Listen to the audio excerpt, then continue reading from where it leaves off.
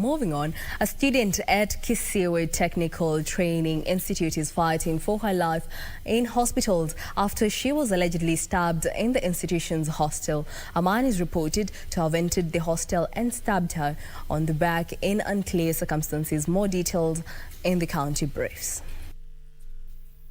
It is reported that on Tuesday night, a man walked into Kisiwa Technical Training Institute hostels and attacked a 23-year-old student with a knife. The mother to the victim says the man who is suspected to have attacked her was her ex-husband, who they had sired with 2 children.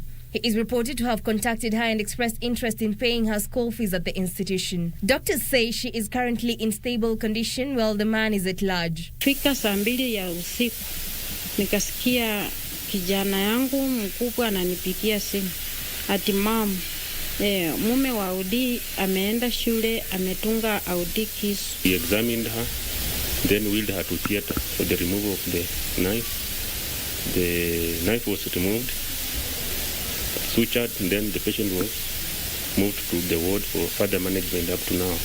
Currently, the patient has been on treatment. She is stable. Elsewhere, the Kenya Union of Post-Primary Education Teachers is demanding NHIF update its records to reflect remittances by NHIF. KUPPET Secretary General Akelo Misori says over 300,000 teachers have not been able to access services owing to the delays. Cannot get services simply because the NHIF system has become fatigued. It is going to be very, very dangerous for our teachers. So we are asking the NHIF to update its records because we have confirmed that the teachers' fund has been remitted to NHIF itself.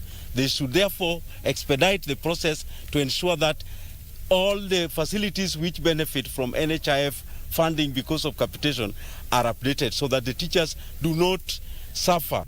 Meanwhile, in Bungoma County, the distribution of the first bunch of Huduma number cards kicked off.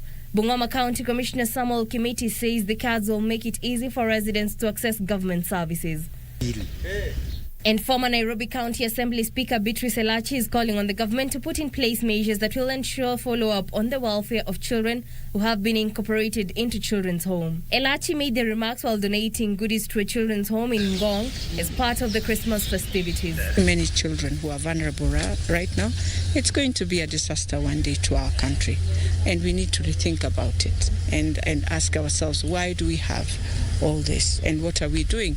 And the monies that are being given for children's homes, have you ever counted the children's home you are giving, whether it is rightfully, whether they are children's homes that are really true, or we just do it for the sake of doing it? And religious leaders who met in Nanyuki are calling on their counterparts to support government's effort to administer HPV vaccine to young girls from the age of 10 to protect them against cervical cancer. It's very important. It is preventive to our children and especially our girls, so that they will not be affected by this cancer, cervical cancer. I also want to ask that they don't see it as something that is destructive.